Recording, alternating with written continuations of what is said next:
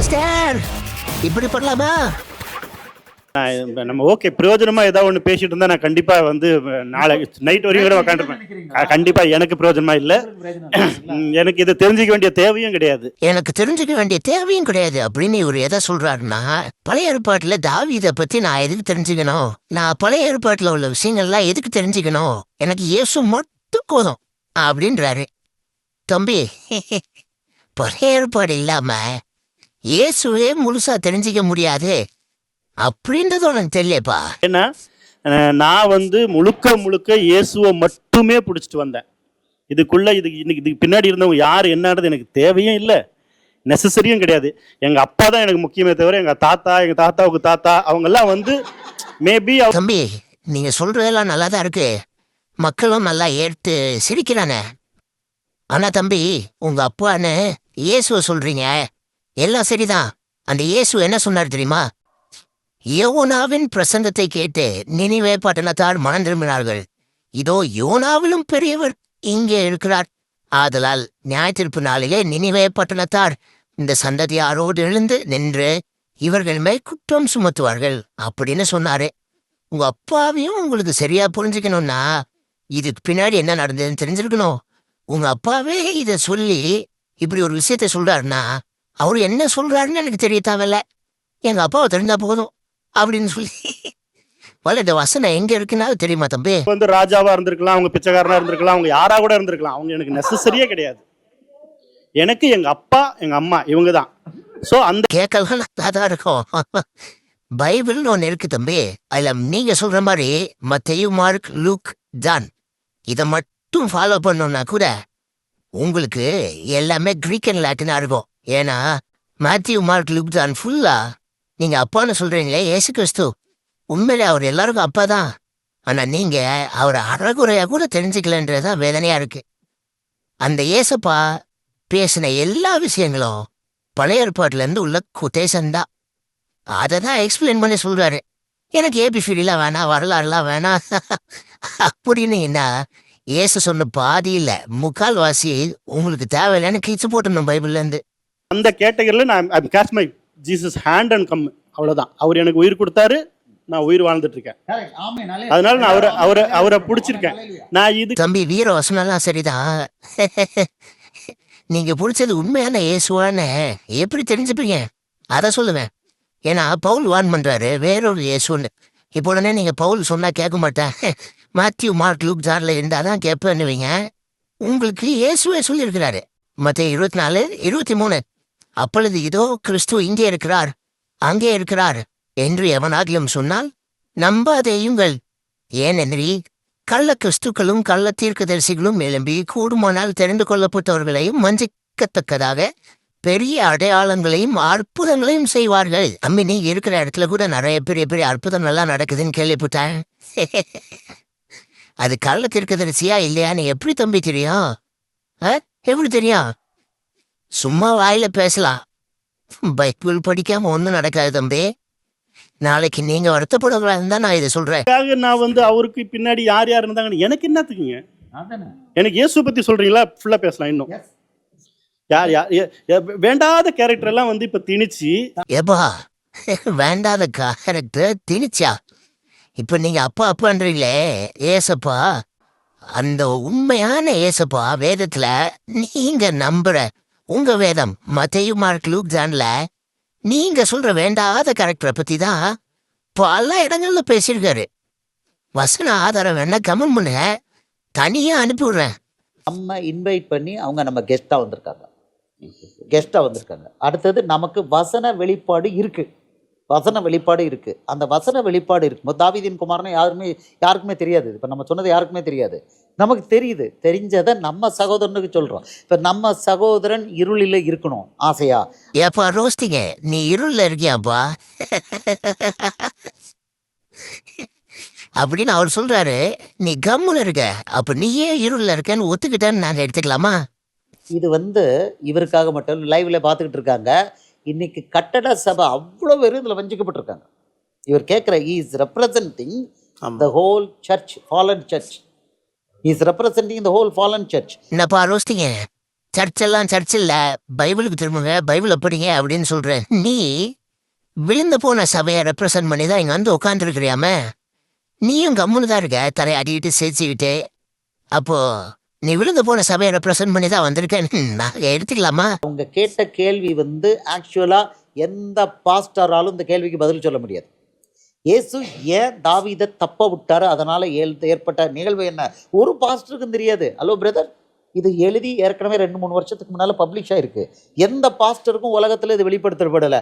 பழைய ஏற்பாடே படிக்கலன்னு சொல்றேன்னா எனக்கு அது கொடுத்துருக்காரு. எப்படி எப்பா ரோஸ்டிங், அந்த கேள்விக்கு பதில் யாருக்குமே தெரியாதாமே, உலகத்துல எந்த பாஸ்டருக்கும் தெரியாதாமே. கேள்வி கேட்டா உனக்காவது தெரியுமா? எங்க தெரிஞ்சிருந்தாதான் வாய் திறந்திருப்பே. அது பிரதர், இப்போ உங்களுக்கு எக்ஸ்ட்ரா சொல்லித்தரேன். இயேசுவுக்கு 2 வம்ச வரலாறு இருக்கு. நான் கேட்டுக்கிட்டே இருந்தேன் வருஷ கணக்கில், ஐயா உங்களுக்கு ஏன் 2 வம்ச வரலாறு இருக்கு? மத்தேயு 1வது அதிகாரத்தில் ஒரு வம்ச வரலாறு இருக்கு, லூக்கா 3வது அதிகாரத்தில் வம்ச வரலாறு இருக்கு. ரெண்டுலையும் வேற வேற பேர் கூட இருக்கு. மத்தேயு 1ல் என்ன இருக்கு, சாலமோன் பேர் இருக்கு. லூக்கா 3ல் சாலமோன் பேர் கிடையாது, நாத்தான்கிற பேர் இருக்கு. தாவீதின் மகன் நாத்தான். அடாடா, அவங்க எங்க இருந்தோம் வந்தான் இருக்கு, 1 நாளாகமத்தில் இருக்கு அவங்க பேர்லாம். ஏன்னு கேட்டோம். எப்பா சுத்தி உட்காந்துட்டு அப்புறாணிகளா கேட்டுட்டு இருக்கீங்களே, ஏசப்பா சொன்னாரு, புறாவை போல கபடற்றவர்களாகவும் சர்ப்பங்களை போல வினாவுள்ளவர்களாகவும் கேள்வியா கேட்காம வாய மூடிட்டு இருக்கீங்களே. இந்த வீடியோ பார்த்தாவது கேள்வி கேட்கணும்னு நினைங்க, சரியா? நல்லா நோட் பண்ணிக்கங்க. இவர் கேள்வி கேட்டாரா யாருக்கிட்ட? ஏசப்பா கிட்ட, சரியா? இவங்க இதே கேள்வியே முஸ்லிம்ஸ் கேட்பாங்க, நான் எழுதுறேன். அப்பதான் கேட்டார், மகனே எனக்கு மனுக்குல ரட்சகர்னு ஒரு வம்ச வரலாறு எங்க இருந்து, ஆதாம்ல இருந்து இருக்கு. அடுத்தது யூதருக்கு ராஜா, இது வந்து யூதர்களுக்கு மட்டும், தாவீதின் குமாரன்கிற யூதருக்கு ராஜாவுக்கு ஒரு வம்சம் வரலாறு, அது ஃபுல்லா ராஜவம்சம். இத கேட்ட உடனே உங்களுக்கு வேணா ஓ வாவ் என்ன ஒரு வெளிப்பாடு அப்படின்னு இருக்கலாம். ஏன் தெரியுமா? உங்களை பைபிள் படிக்க விடாம தற்கொலைகளா இவர் வச்சிருக்கிறதுனால. பைபிள் படிக்க வேண்டாம், மேத்யூ மார்க் லூக் ஜான் மட்டும் போதும், அதையும் இயேசு யூதர்களுக்கு சொன்னதெல்லாம் நெல் பண்ணிடுங்க அப்படின்னு சொல்லி ஒரு கண்டதை பேசி வச்சிருக்காரு இல்லையா? உங்க மனசை கெடுத்து தற்கொலைகளா வச்சிருக்காரு இல்லையா? அதனால உங்களுக்கு ஆச்சரியமா இருக்கலாம். ஆனா பொதுவா இந்த விஷயம் உலகத்துல இருக்கிற குப்பை சுப்பை எல்லாருக்கும் தெரிஞ்ச விஷயம். 2 முக்கியமான ரோல்ல நான் உலகத்துக்கு வந்தேன் கொடுத்துருக்காரு. ஸோ விளக்குனார். இப்போ உங்களுக்கு புரியுதா? இது வந்து வேற யாருக்கும் வெளிப்படுத்த இன்னைக்கு வரைக்கும் வெளிப்படுத்தலை. பாஸ்டர்களுக்கு தெரியாது, பைபிள் காலேஜுக்கு தெரியாது. பைபிள் காலேஜ் உலகம் முழுக்க நடத்துறாங்க, இங்கிலீஷ்ல தமிழ்ல எல்லா லாங்குவேஜ்ல நடத்துறாங்க, அவங்களுக்கு தெரியாது. இது இயேசுவுக்கு 2 வம்ச வரலாறு யார் இருக்கு, நீங்க நெட்ல போய் தேடுங்க, எங்கேயுமே கிடையாது. இப்ப சொன்னாரு பாத்தீங்களா, இது பச்சை பொய். இது பொய்ன்னு அவர் வாழ்நாள்ல ஒத்துக்குவாரா? இல்ல நீங்க தான் உங்க ஆஸ்தான தீர்க்கதரிசி பொய் சொல்றாரு அப்படின்னு ஒத்துக்குவீங்களா? 2மே நடக்காது.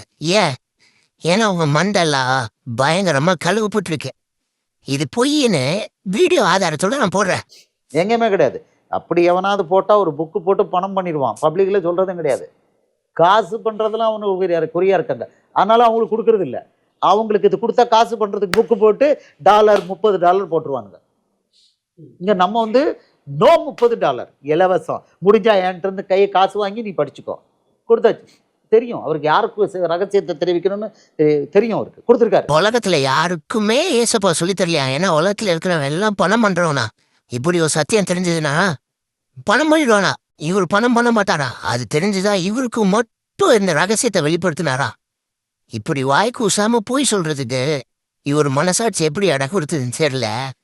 இப்படி பொய் சொல்றவரை நம்ப இன்னைக்கு உட்கார்ந்துருக்கிறீங்களே, இங்க எவ்வளவு பெரிய அறிவியல்கள்னு என்னால புரிஞ்சுக்க முடியுது. ஏன்னா உங்களோட மோசமான ஆட்கள்லாம் நான் பார்த்துருக்கேன். சரி, இவர் பொய் சொன்னாருன்னு நீங்களே கூகுள்ல தட்டி பார்த்துக்கலாம். இருந்தாலும் அதையும் நீங்க செய்ய மாட்டீங்க. நான் செய்யற அதை பார்த்து அது திரும்புங்க. சாதாரணமா கூகுள்ல போயிட்டு why Jesus had 2 different genealogies type பண்ணி சர்ச் பண்ணீங்கன்னா சொல்லும், the 2 genealogies of Jesus found in Matthew and Luke differ because they serve different purpose.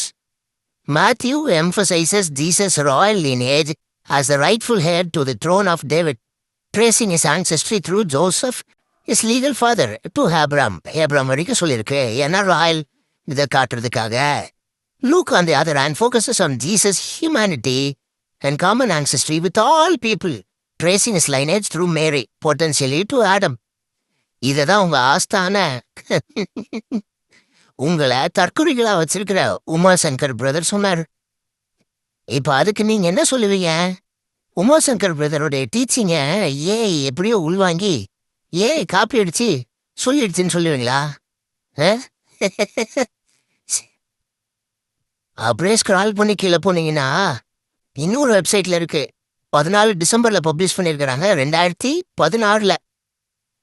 Another possible explanation for the two different genealogies is that Matthew represents a royal or legal legacy, while Luke gives a physical காமனா உள்ள ஜீனாலஜியை கொடுத்து.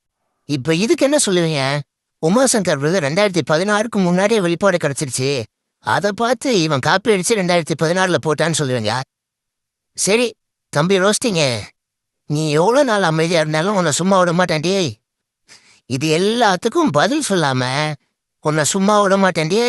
பார்த்தா நம்ம truth scan AI channel videos நல்லா இருக்குல்ல, உடனே subscribe பண்ணணும். மக்களே, நீங்களும் லைக், ஷேர், சப்ஸ்கிரைப் பண்ணுங்க.